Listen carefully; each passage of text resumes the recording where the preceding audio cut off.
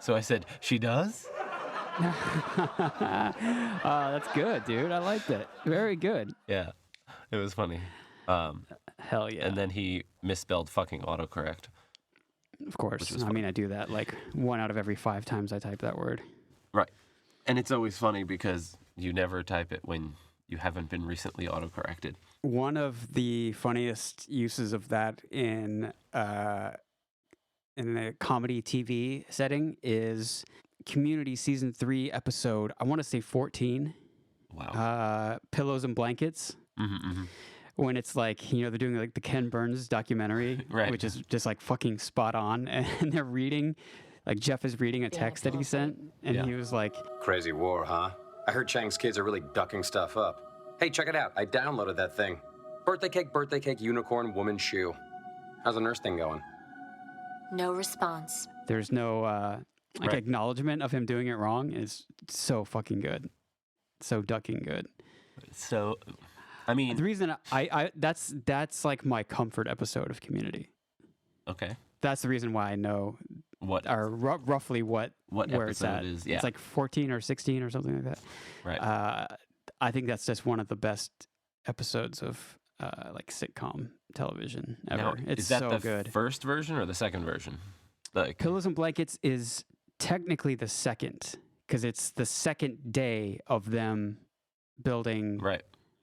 and they switched. One does a pillow for it, one does a blanket for it. Right. So wait, but It's is like there? the second. It's like a second. Yes, there. But okay, sorry. Go ahead.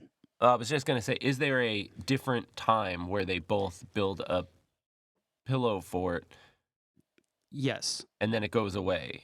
Yes, But that's a not the blanket, war that's, season. That's a blanket fort. Oh, No, oh, I that's see. when they do the like initiate Protocol Omega and they pull the like Right. socks. Yeah, yeah. That's a different one. I think that might even not be in the same season.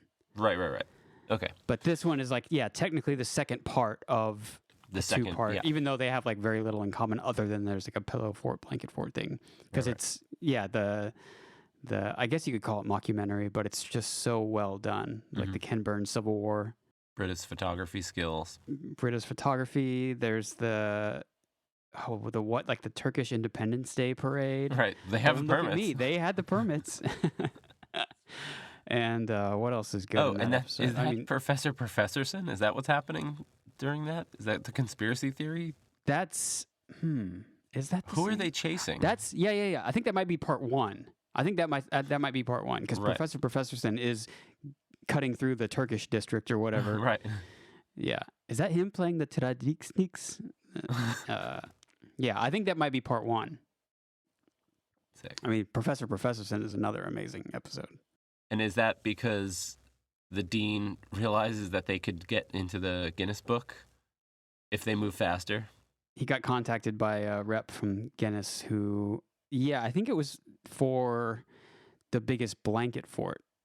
I forget the technicality that they had with that. Well, I think the thing is that it's either a pillow or a blanket fort, and that's where the split happens from the first episode to the second. Because Troy Right, 'cause- wants to just go for it and add blankets He into wants the to- mix, but Abed says, Right. we've already done that. That's old. I don't want to compromise. Right. You know, true artistic vision. He wants to build something cool and more complicated. It's a good season of television. Maybe we should do. Well, I did float the idea of doing a Ass Crack Bandit episode where we. We find out once and for all. Yeah. Well, I don't know if it's ever going to happen once and for all, but I think we could do it. it would just be fun to analyze it. I think. Well, I think the draw for the viewer is that we make an outrageous claim, like we've solved it. You know, that's how we Yeah. get them in. Are you drinking a Coca-Cola? Hell yeah, dude. That rules. Coke heavy. Wait, what? Show me that can. What does that even mean? Oh, is it not light? Yeah. Wait, does it say heavy? No. Oh, okay, That's what's- okay. Ooh, that would have been why. That would have literally blown my mind if there was a Coke If it's like heavy. Coke heavy. Well, because everyone calls Budweiser, like regular Budweiser, Bud Heavy. Wait, they do? Yeah. Are you doing a bit or no? I mean, not everyone. A lot of my friends would say something like that. Oh, I've never heard that term.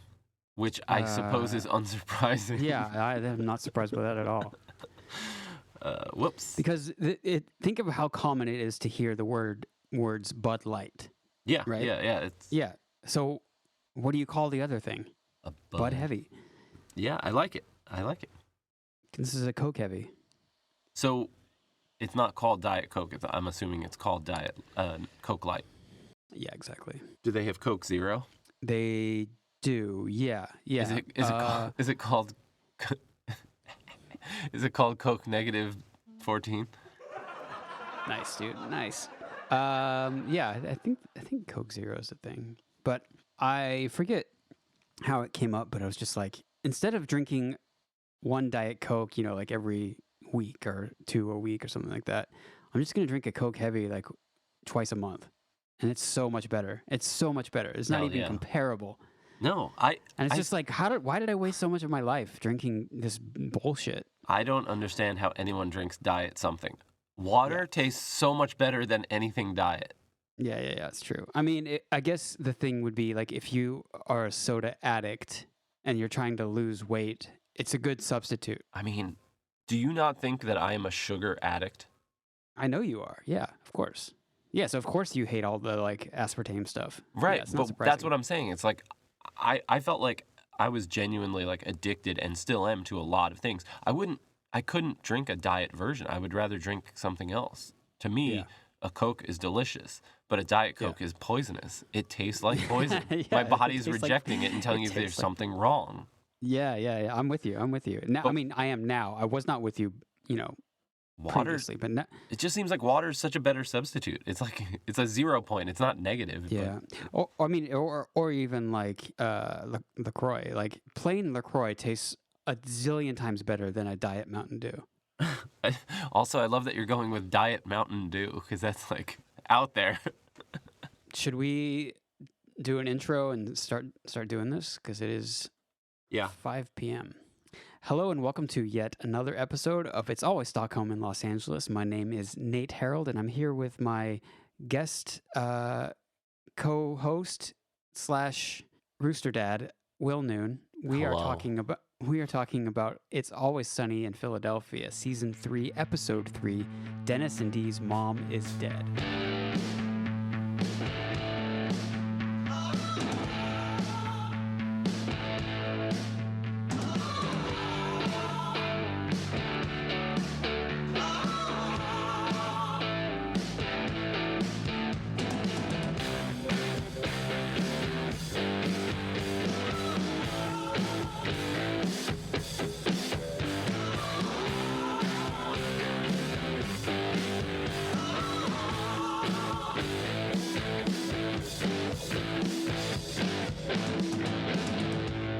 Good job, buddy. You like Thanks. ran through that. Did you Thanks, type it yeah. out? No, I didn't. Yeah, I mean, yeah, I obviously fucked it up pretty bad the first time, so I think that maybe proves that I didn't write it down. I guess so. This episode, was directed by Matt Shackman and written by Rob McElhenney and David Hornsby. Who is Matt Shackman? I don't know. He's the director. I just kind of mean, looked him up. I know It looks that. like he's directed some television like House, Psych, Chuck, Ugly Betty, Good Wife, Game of Thrones, WandaVision, and he has directed a huge list of Always Sunny. Season 7, it looks like he directed all of them. Go, Matt. Yeah.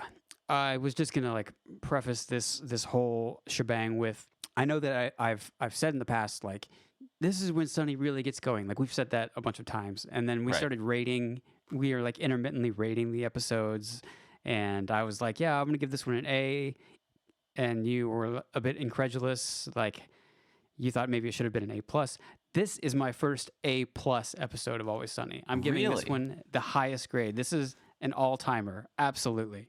Really? Yeah. Interesting. Because I think, well, I think the Frank and Dee scheme is quite lacking. I could not disagree more. I mean, Frank's getup and the idea of it, I think is just, it's just not there. And I think it's awesome when he freaks out after he hugs Yeah. of course. what's his face? Yeah. And Yeah. Bruce. Bruce, after Bruce says that he was working with children with AIDS. And when Frank freaks out about getting AIDS and burns his clothes, sure, that's over the top, classic, Sonny. But otherwise, I just think it's annoying. I guess Bruce playing the scheming part doesn't do it for me. Okay. You know? Fair. You don't think he's been pushed to this point? Yeah, I don't know. I don't know if it's like not believable because it's obviously a fucking TV show and like it's outrageous, but I just don't like him in that. It doesn't do anything for me. Sure. I don't think want to that watch Good Boys Gone Bad. Yeah, Gone yeah, Wild. yeah. I just think that it paints such a great picture of Frank as a father and how he has done what Bruce accuses him of doing, of just ruining these children's lives and turning them into monsters and turning them into animals. That he does a grift with his daughter, daughter, quote unquote, and it's just this like truly evil, truly selfish, horrible angle that they're going for. I just think it's like it, and there's so many important things in this episode that reverberate throughout the series. This is the first appearance of Brian Unger as the lawyer. Love the lawyer. Love it. This has the Dick Flyer. Classic. This has Ernesto, who doesn't come back, but Oh goddamn, my God. what a great character. He is my A+ moment. But let's take a moment and assess those three monumental I'm not parts done yet. of. I'm not- Okay, then we I'm not won't. even done yet. I'm not even Let's done keep yet. going. because Let's go. How many times does the Barbara's house thing come back into play? And even later they end up digging her up like they said they were going to in this episode. Years later.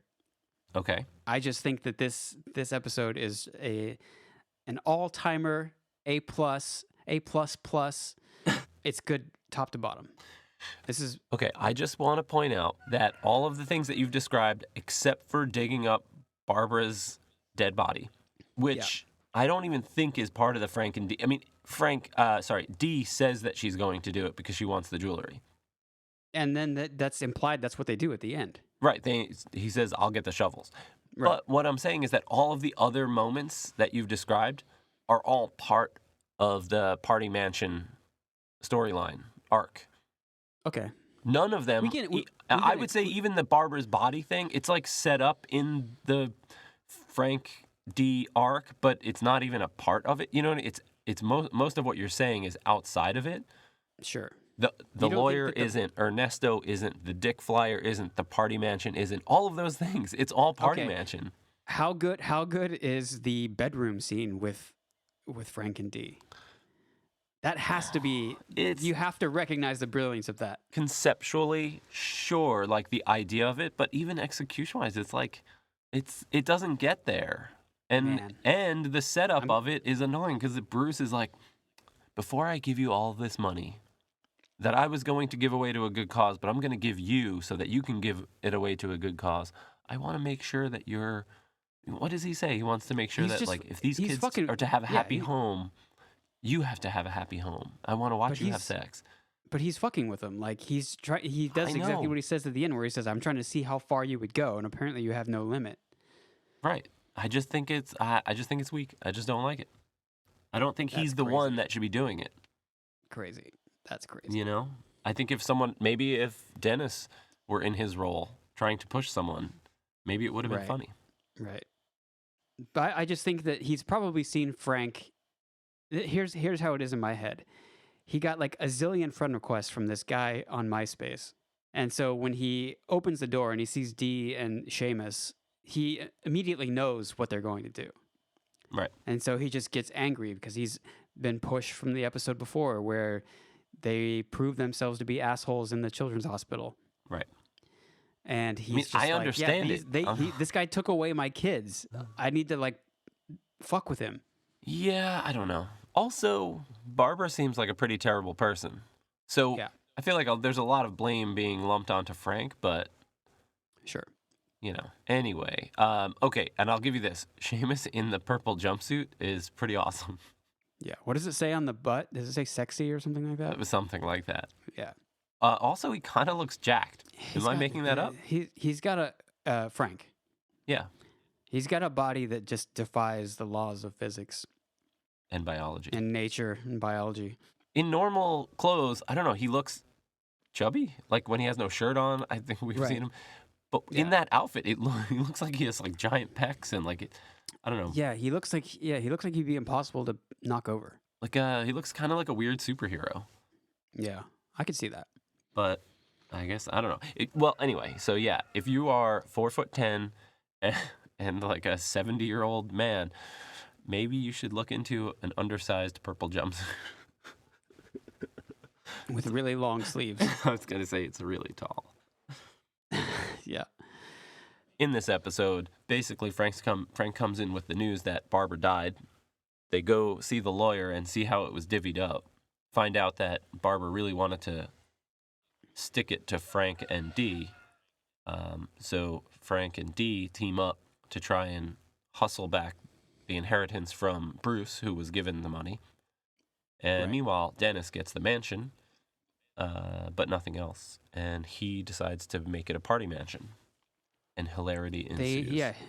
The guys want to leave a legacy, basically. So they try to get a crew going. Yeah, a party to end all parties. Anyways, yeah. So, what do you think of Charlie buying knives off a magician?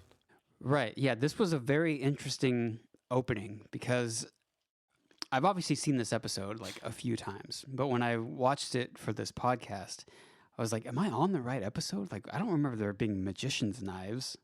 It's just such a weird, random. Right. Like they obviously just like found it in the prop department, and we're like, yeah, that's fine. We'll just use these knives. Yeah, I didn't even think about that. Like, where would you interact with those? But I guess in the prop department. Maybe Community was filming their the Chang's birthday episode Yeah, exactly. right before then they were like packing up and cleaning up and moving out of the studio. I don't know how studios work. I like the conversation of like, these are an old magician's knives. Oh, are they magic knives? No, they're real knives used to do magical things. Right. That's a funny interaction It's a between good Dennis and Charlie. Yeah, it's funny, especially because Charlie's like explaining it very literally, like He's the holding voice them of out, like, reason. yeah, like he's a knife salesman, which Frank and Dee become later on. Oh, they'll cut through anything. Yeah, They'll cut through a shoe. and Frank's well, entrance. not a tough shoe. Yeah, Frank's entrance is a callback maybe to the way that Mac enters a room. I got news, because he literally says, "I got news," and yeah, his joy is contagious. Maybe not to the gang, but to the viewer. For the second time, Frank announces that Barbara is dead. Right. The boy who cried wolf. And no one believes him. Right. So yeah, he like gets a bottle of champagne and says that she's dead as disco, and the cork pops and it's the title screen. He actually has to says, "I'm serious this time." Yeah. Nate actually recently used that the Frank technique. First I you used drop the it. bomb, then you Right. soften the blow. Exactly. It's working well for me. That was the first time we saw Frank, right? That was his original entrance. Yeah. And I'm just now remembering that he does this a third time after he falls out the window in season whatever. Because he Oh, because he goes back forgets. to 2006 and he does Right. the same entrance. Yeah. Oh my God, I forgot about that episode. So Barbara died from unexpectedly from a botched neck lift. Yep. So the gang is, well, I guess the Reynolds family are left to pick up the pieces, and they go meet with a lawyer to have the will read. Who I refer to as the lawyer I think everyone refers to him as the lawyer, because played he's by the only one. Brian Unger. I think that is his character's name, the lawyer. It says attorney here, but he's the lawyer. Like, there's the waiter, the waitress, the lawyer. Right. The lawyer's office scene is amazing because they basically are thinking that the lawyer can commune with the dead. And there's a lot of like, you tell that bitch. You're talking about, you're not making any sense. Tell that bitch it doesn't make sense. Okay, I'm reading the words that someone else wrote, okay? I don't know your mom, never met your mom. In fact, I'm certainly not speaking to your mom now because she's dead. But that does nothing, and they do it throughout the entire scene. which culminates in Dennis. After everyone storms out, Dennis, who was given the house, who like made out like a bandit, he fist bumps the lawyer. Thanks for the house, dude. You know, I didn't give you the house. That's not how this Yeah, whole situation you works. did. Mhm. And he has to then say again, I had nothing to do with it. Don't Right. know it. And he doesn't get it. So they don't know how wills work. No, definitely not. Barbara's got some good zingers in there. Right. She says, or says something. How does she phrase it? Frank, if your fat monkey heart is still beating, Just know that I'm giving your money to Bruce. I think is like Who's a what better she's- person, more handsome, and has a nicer penis. She says that D was a mistake, which is an amazing thing to say to someone who is a twin. Which she points out. She's like, how is that Right. even possible? I was a twin. Do you think that there's an implication that at some point we'll find out that Frank had like heart surgery in Vietnam? He has a monkey heart. Maybe it's not impossible. I mean, have we seen things like that happen? Like the throwbacks and the setups? Yeah, kind of. But I feel like everything's on the table at this point. But who knows? I mean, didn't Mac recently say like, hey, I foresee this going on as long as we can? Right. Yeah. So D is a mistake and a disappointment. Frank has a fat monkey heart, and she's giving all of his money away to a guy with a nicer penis. And on top of all of that, she's going to be buried in the jewelry, which is a real like fuck you Right. to To I D. guess all of them, but more to D. Yeah. And the scene ends with. Yeah, with D and Frank just flipping out and saying like, tell her this, or whatever, and yeah, Dennis, as mentioned, fist bumping the lawyer, saying thanks for the house, and yeah, the lawyer sits down and seems a little overwhelmed, but little does he know that the was just the extent first. to which they would Yeah. torment him in the future. Have you ever been at a will reading? I never have. No. I think my great aunt died and like left me stuff, Mm-hmm. but I think my parents just dealt with it. I think I was like Yeah, young enough. Is that something that you even do, or is it just like you just get a letter in the mail or something? Yeah, I don't know. Maybe it was at one point, but now it's not. Seems overly formal and weird, Yeah. like for someone to like read it out. I also wanted to point out that Dennis is wearing a suit Hmm. and everyone else looks kind of normal because he does that thing at the beginning where he's like, is now a good time to say some nice warm words about our mother? Like he's like trying to suck up to the lawyer kind of. Right. And it works. Hopes that, in hopes that he gets something cool out of it. His demeanor and his outfit really won the lawyer over. Yeah. It worked. So Yeah, the it lawyer gave him the house. Exactly. Next scene is in Dee's apartment, and it's awesome because she's putting like, what is that, grease paint or something? Oh, right, her right. face. She's in like bandit mode. She's like dressed in She's- black. Maybe shoe polish. Who knows? Maybe shoe polish. And the line that I had written down from this scene is that Dee That says, woman is buried down there like Mr. T. Right. I mean, yeah, it's all her jewelry, all which is her pretty jewelry. ridiculous. Yeah, So necklaces, obviously, Mr. T vibes. Mr. T. Yeah. What do you do with earrings? Because, you know, she's a rich lady that likes jewelry. She probably had like 30 sets of earrings. I don't know. Maybe this must happen every now and then where someone's like, I want to be buried with. I've seen the guys who want to be buried with like the motorcycle. What? Or I've heard of this. Yeah, How does that work?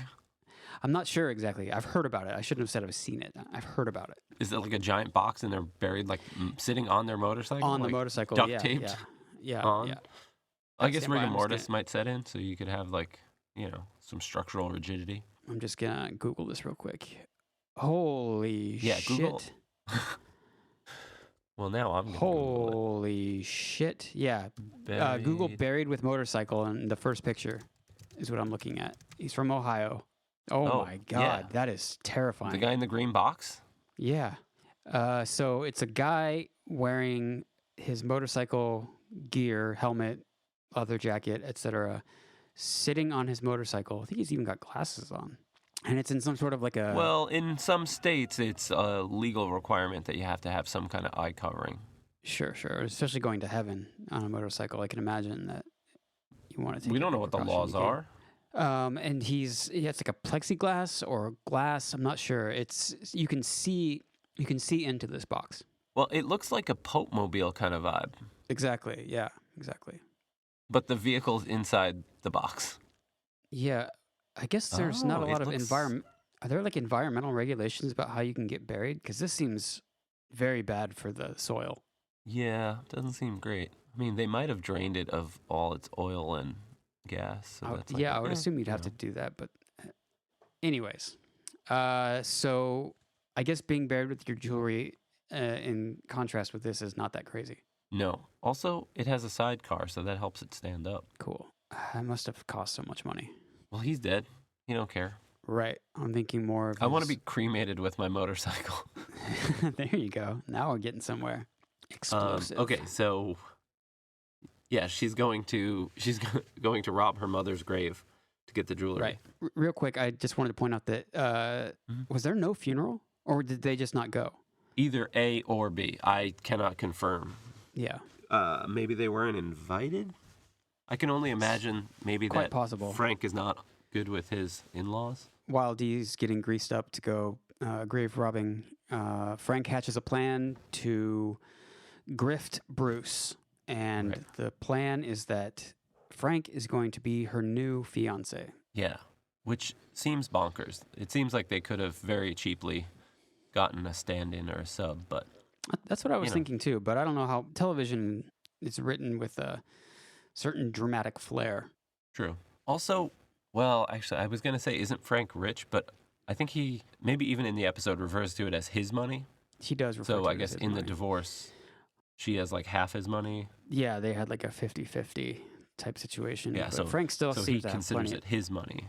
Right. I earned it, you spent it, I believe was what he said. Is that before he has a heart attack? Yeah, that's at Charlie's apartment when he's wearing the long johns and making the grilled Charlie. When Grilled she Charlie, visits. nice. Do you think that there's a vegan grilled Charlie recipe that you could do? Probably. I think we should still do a cooking episode one time. Sure. The problem with that is that my wife is allergic to peanuts. Well, I could just use almond butter. yeah. Yeah, that's what I use as a substitute. It's pretty good. It's way more expensive and not as good. So Frank and Dee hatch a plan. Well, Frank hatches a plan. Dee reluctantly goes along with it. Right. I just thought of another thing. That the reason that I think I might like the Dee and Frank plan more than you is because I am such a sucker for the Dee Frank alliance, which we've talked about on this podcast several times. I mean, I like it too in a lot of senses. Like when they went to go get the bribe, I thought that was a killer daddy-daughter day adventure. Mm. This one just it doesn't speak to me. Anyways, so we go to Barbara's house, Dennis's house. Party Mansion. Oh, I guess it starts with Charlie coming down the stairs, all excited because he found Dee's like journal, her diary. Look what I just found in Dee's old room. It's her middle school diary, dude. Oh, yeah! Who gives a shit? So he's got her diary and he's like, "Yeah, you guys want to read this?" He's very excited about that, but the guys are moved on. They're more mature than that. They don't want to read his sister's diary. They decide that they have this huge mansion. They're going to have a party. They're going to call up the boys, have, some kind of epic blowout, a time to be remembered. Let's call Dooley. Dooley. Dooley. No, Dooley unfortunately killed himself. bummer. What about Stash? Let's call Stash. Ooh, did Charlie set him on fire? Charlie set him on fire. Okay, correct. okay. I wasn't sure if that was Stash or Z-Man. Oh, Z-Man. Let's call Z-Man. Yeah, here's the thing. I think Max slept with his sister. Mac did bang his sister. Okay. Sully. Sully, I forget what else. Oh, does he have a restraining order against Charlie? Exactly. I guess Charlie didn't actually set him on fire yet or something. But in addition, Mac also slept with his sister. Right. So yeah, and then it's like, well, we have to have a crew. Like we have to have people to mourn us when we pass away, which is Right. a hilarious thought. Right. That the reason to have friends is so people are sad when you die. I don't know.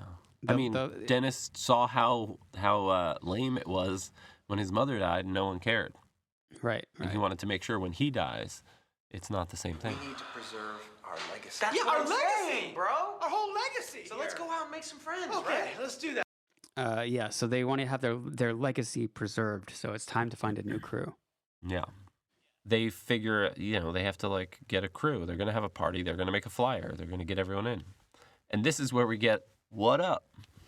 Right. I feel like I could go through this, but you should just drop in the audio because Mac reading the flyer back is so good. Yeah, it's so good. Yeah, there's a lot of making sure that the reader of this flyer knows that there's nothing sexual. Nothing sexual. Fitness is encouraged.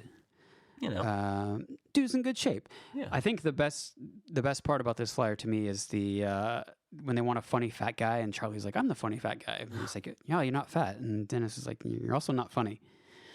And so the wording that they come up with is, If you're fat, you should be able to find humor in the little things. Again, nothing sexual, underlined. It seems so blunt up until that point. right. That point, the way they phrase it, or maybe it's just the way Mac reads it back, it seems almost endearing and heartfelt. You should be able to see humor in the little things. So, yeah. So, also, do you find this process kind of familiar? I feel like this reminded me a little bit of being in a band where you have to accomplish a task, but there's 3 or 4 people all chiming in. A lot of cooks. And you kind of don't realize how ridiculous you're being. Right. Because no one's willing to like step back and everyone gets a little bit of their piece in it. Yeah, I think that's the idea is like everyone wants to have input. Right. And they want their idea used, but you have to compromise. And if you compromise on everything, then it just comes out being a dick flyer that's for a gay party mansion. Right. Exactly. Also, the concept of trying to avoid something so much that it almost makes it obvious that that's the thing. Right. Underlined. Right. At the end.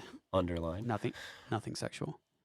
Oh, I thought we were going with the dick flyer. Yeah. And that was like, what's more masculine than that? Yeah. So the initial idea is a beer mug as like the shape of the flyer, which I thought was, of course it works to great comedic effect, but it's like, wouldn't your flyer just be a flyer? Well, it's like you're going to have it pop. Yeah. So the first idea is the shape of a beer mug, which is deemed too complicated. Oh, is that why they voted down? Because it's too complicated. It's too I guess it does have the handle has like a cutout, Right. So the simplest, best idea the group can come up with is a bicep. Nothing more masculine. The next scene is at Big Five Sporting Goods, like in Santa Monica or something. Do you know that specific or? Well, if that's the reason I said Santa Monica is because that was the one that I knew of that was by my house in Santa Monica. Was that Big Five? It kind of looked like it, but it probably wasn't since they filmed this in Burbank or whatever. There's a Big Five in Glendale, right? I did not. I just thought the exterior kind of looked like the one in Santa Monica. Right. That's sure there's 8 million that it could have been. Exactly. That's my only input. So they go. I don't know why they picked a sporting goods store, but they go to. It's like that's where masculine dudes hang out, buy free weights and workout gear and crossbows, climbing shoes and crossbows. Yeah. So, so they go to the sporting goods store. They split up. They start passing out the flyers, and it doesn't go so well. Do you work here? Nah, I'm just looking to meet some new guys. I saw you from across the way, and I thought, yeah, this guy's got a good sense of style. He's about the same age, got a nice crop of blonde hair. We could definitely use a blonde in the crew. So this guy is obviously just patronizing Dennis and takes the flyer, and he's like, oh, yeah, party mansion, sure, totally, yeah, I'll be there. And then crumples up the flyer and throws it away as he walks away. And he goes to tell Mac about it and with like very funny mannerisms where he's being like super dramatic and like, I don't know how to word it any other way, but he's being very funny about the way that he's telling Mac about this. I just had the most perfect blonde guy slip right through my fingers. I mean, I had him in the palm of my hand and then he was gone. You know what I mean? I mean, this guy would have been perfect for you. Well, I think it's pretty explicit in context of the scene because Mac is chatting up this guy and telling him about the flyer. Didn't read the flyer. Oh, I read the flyer. Right. So Mac doesn't think the other guy understands, and the guy says, "Oh, I understand." So basically, this guy he's chatting up is like, oh, this is a gay party. Like, cool, I'm in. This sounds Yeah. great. But Mac's like, no, that's kind of not it. Nah, he didn't read the flyer. No, I read the flyer. He didn't understand. I understood it perfectly. So when Dennis comes up, and the way he describes his previous interaction, it really reinforces this guy's assumption. Charlie enters with a character he ran into who was buying a crossbow to pierce his broken heart, Ernesto. Ernesto is amazing. And Charlie is under the impression that the flyer was a dick. You knew that it was a dick? Well, yeah, we changed it. I thought you guys were changing it. It was always meant to be a bicep. Well, then why didn't you cut it like? Because it looks totally like a dick. I thought, like, all right, let's go with the dick thing. It's more masculine anyway. How does Charlie describe Ernesto? As a When- passionate guy, Yeah, but he says he's like, a poet. he's a poet, yeah. Yeah, he's a poet. And everything he says is super passionate. It really is. Yeah, He's yeah. like- Ernesto fits none of the things they were looking for on this flyer, but Charlie is Wait like, a second. infatuated with him. Wait a second. He is in great shape. Oh yeah. You're right. He is in great shape. He's got like a sleeve. He's got a very like Mac vibe, or I think what Mac would want to. Spanish Mac. Yeah, he's got like a work shirt, like one of the like a mechanic-y work shirt, but it's like sleeveless Yeah. maybe. Unbuttoned, like down to his belly button, basically. He looks awesome. He sounds awesome. He's buying a crossbow to pierce his own broken heart. yeah. Ernesto rules. He might be my favorite character after Charlie. Yeah, Ernesto's great. And then so like at some point, maybe they go to like a college campus or something, but they find a couple young guys who do they tell them to wear togas to the party? Well, we don't see this happen. We just see them approach the party mansion that night. Right. So I think Dennis is just like, I may have gone to, I went down to Penn and I may have lied about the party a little bit. And I think he basically just got a bunch of like UPenn freshman dudes to come by thinking it was going to be like a lot of chicks and free beer. And it was a toga party. Instead, it's just a empty mansion with like 3 30-year-old guys. And Ernesto. Yeah. So then, like the toga guys are pretty much instantly weirded out. I don't really know how else to say that, but Mac and Dennis are doing like a jackass thing now. They're like talking about shoving shit up their asses and they're breaking stuff. And Mac eats like a piece of plastic fruit and smashes a picture.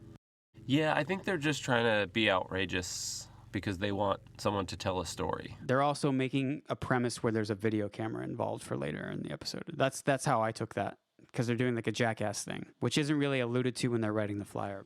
So yeah, they're talking about like doing the beer bong and being pretty abusive, and they're just freaking the dudes out.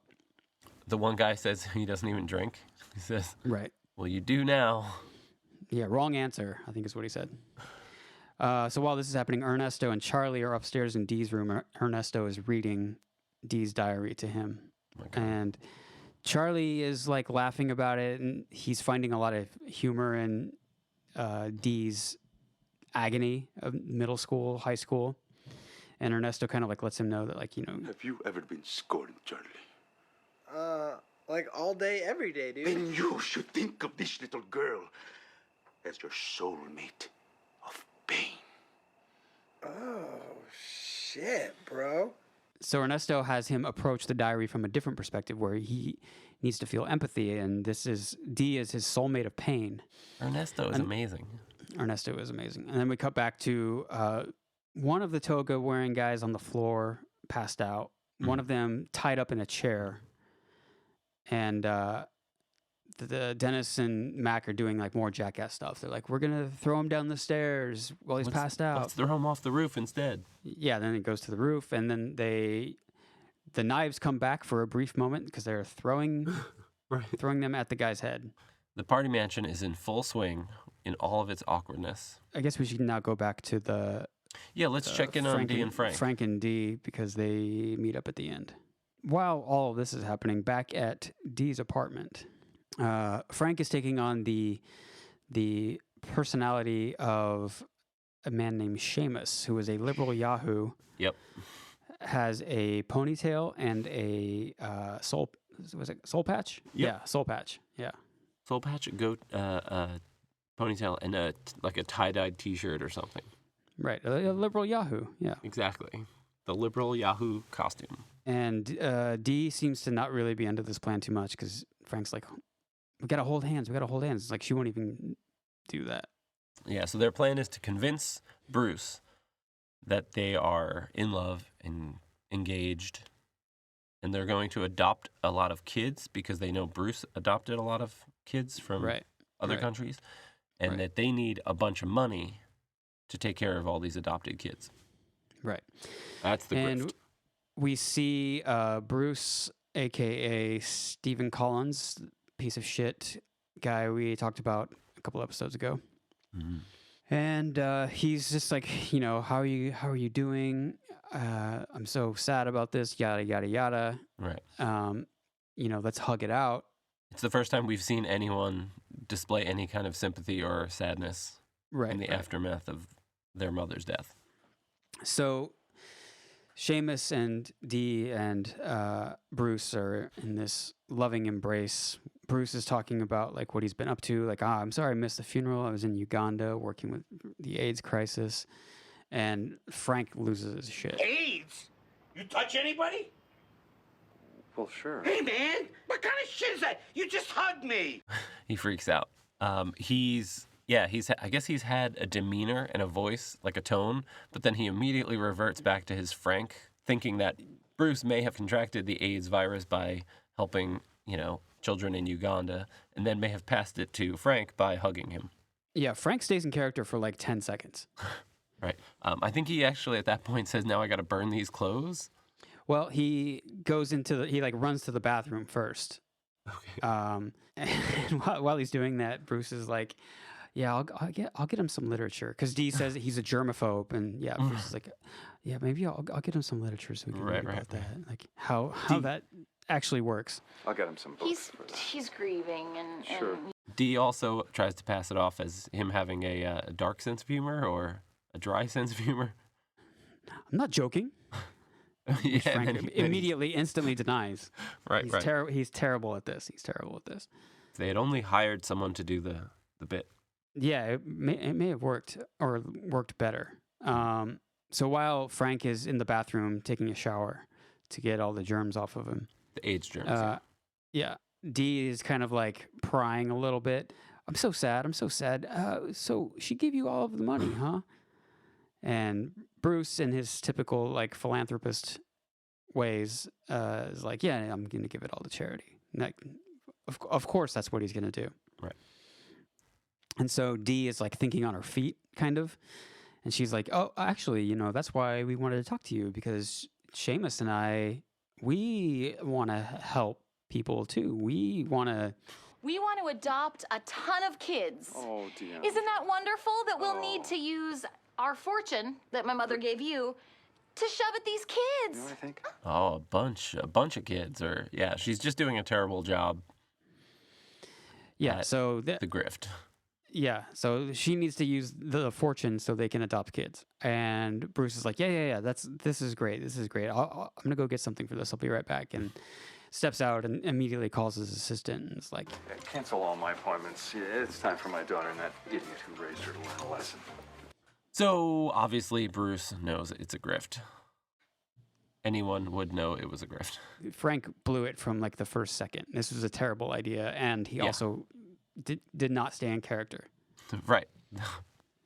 Well, Frank blew it by suggesting the grift. Not a good grift. Right. And you would think the Warthog would have a better approach. That's what I was thinking the whole time. Is like, aren't we led to believe that Frank is like a shifty, like a mastermind, bad person? Mastermind. What is he? Yeah, like gun fever. Doesn't he orchestrate that whole thing? Because he buys stock. Gun fever. Yeah. Yeah, he does all these things in the future and manipulates people in different ways. Yeah. And he's got just the worst grift, pretending to be Dee's. Anyway, so the next time we see them, I guess Bruce, schedules a meeting, and wait, actually, it must be later that day, because I think it's like an hour later. Yeah, later that afternoon. So Frank burned his clothes, so he can't wear them anymore. He's wearing one of Dee's like velour jumpsuits, like a cool It's like Dee's podcast uniform. What? Why is that a podcast uniform? That's just something I've heard people call the jumpsuits before. Oh, okay. Like your work uniform, but if you work from home and podcast, you don't need. Right. You dress like a Yeah. Sopranos character in Like- casual wear. Okay, so Dee's podcast uniform is like a purple jumpsuit, and it's her size, which is very skinny and very tall. And Frank, on the other hand, is not very skinny and not very tall.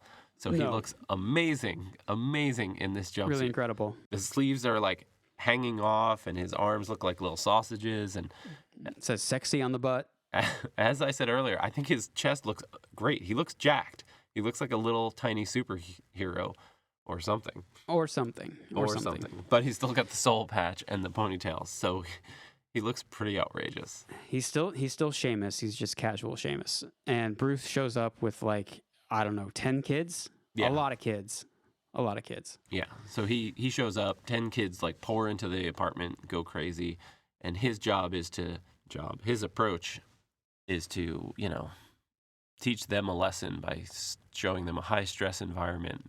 And he wants them to admit that they're grifting and learn a lesson. Which they still really don't. And they they have an amazing conversation on the couch with one of the children in between them. If we need to adopt a couple of orphans, fine. We'll get the money and we'll take them back. Can you do that? Is that possible? I don't know. I'm sure they have some kind of a return exchange policy. That sounds good. The girl is obviously overhearing it. And Dee says she looks sad, even though she really doesn't look sad. She just kind of looks like Frank won't give her money, yada, yada, yada. Bruce is in the kitchen and asks them to come join him. And he's just like pushing them, just keeps pushing them. And it's like, And I think for me to help you, I need to observe you at your most intimate. I need to observe you two making love. So he's going to watch them bone. So he's trying to push them to the limit so that they admit that they're grifting. But they don't do it. They don't break. They don't break. So I guess the kids go away somehow, and then we end up in Dee's bedroom, and then Dee and Frank in robes on the bed. And so Bruce is just kind of like, how does this work for you guys? Like, how do you start this process usually? And they're very hesitant. And so he's like, okay, well, I'll guide you. So Seamus, why don't you start kissing her neck? And he's like, No, because we don't kiss. We don't kiss. At all. Mm-mm. No kissing. so like the first thing is like, they don't kiss. And so he's like, okay, what do you like? And he's like, I like to watch.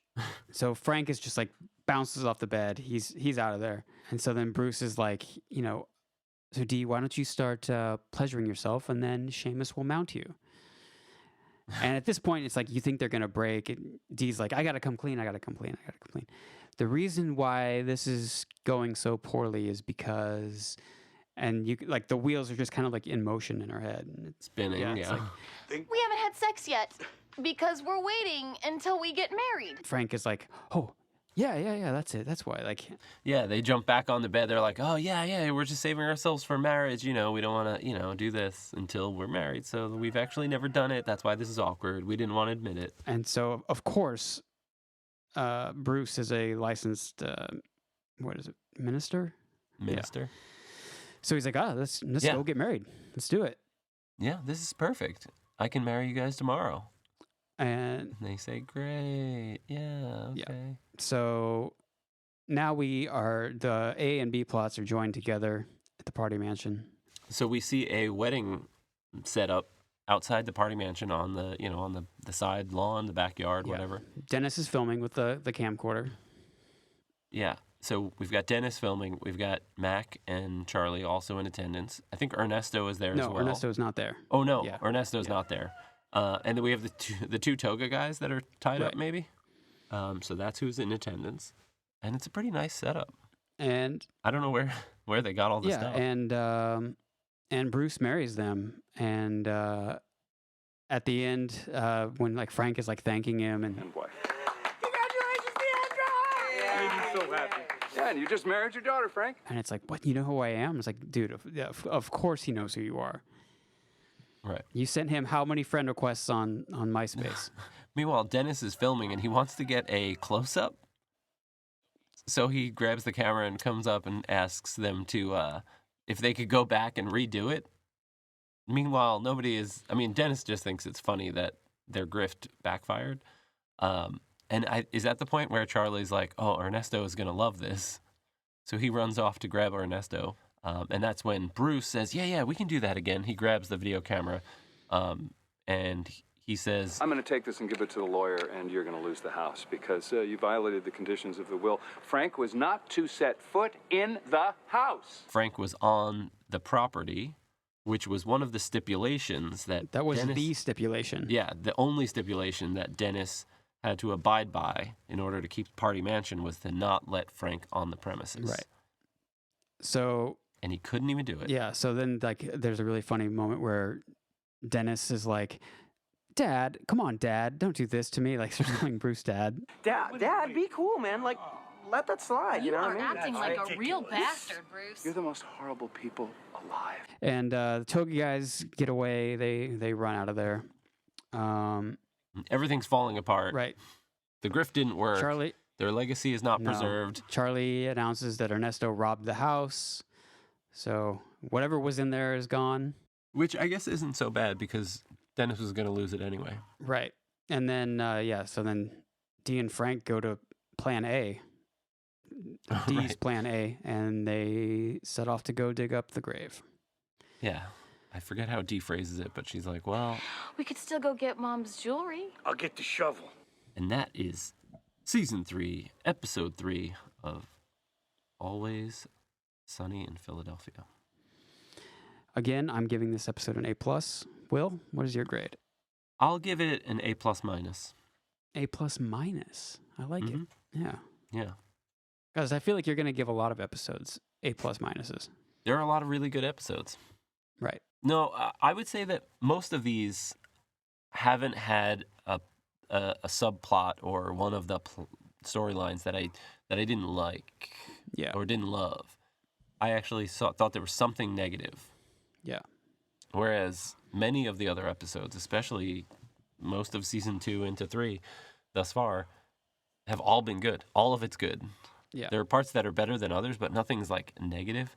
Whereas some of the Seamus D. Bruce interactions, I just thought there was, I don't know, there's something I didn't like about it. So I give it a minus. Otherwise, A+. Was it something morally you thought it was disgusting? No, I have no problem with it. Being prudish? No, I love all of the filth and nonsense they get up to. Mm-hmm. The depravity is what I'm into. Mm-hmm. It seems extremely depraved. But it's Bruce's version of like an anti-grift. Sure. That I'm just like, ugh, get this square out of here. You know what I'm saying? Sure. Well, luckily, I believe this is the last episode he's in. Right. I mean, if you're gonna have a square, bring in Ben the Soldier. He's awesome. Yeah, he's a much better square for sure. Like the lawyer, not quite a square because he's sketchy in his own way, but he's cool. Well, he also does the anti-grift. He grifts out of necessity because he wants to get them the fuck out and finally get paid because apparently they've never paid him. Right. Not including the prostitute. Or the two? Does he get two prostitutes? They paid for something for him. Right. Also, a couple of free drinks at the strip club. Not a direct payment. No direct payments. Wait a second. That's a different guy. Do they take him to the strip? Oh, That's okay. a different guy. That's the oldies rock cafe guy. Ladies and gentlemen, if you've enjoyed the podcast that you've been hearing thus far, please subscribe, like, and leave us a review so others can join us on this journey. If you feel so inclined, you can also find us on Twitter at AlwaysStockholm. We have a Discord and a Patreon if you'd like to explore further into the depths. I loved it. Was that was good? so good. Maybe you could put like an effect on it. Yeah, it kind of once You know? he started going, it kind of reminded me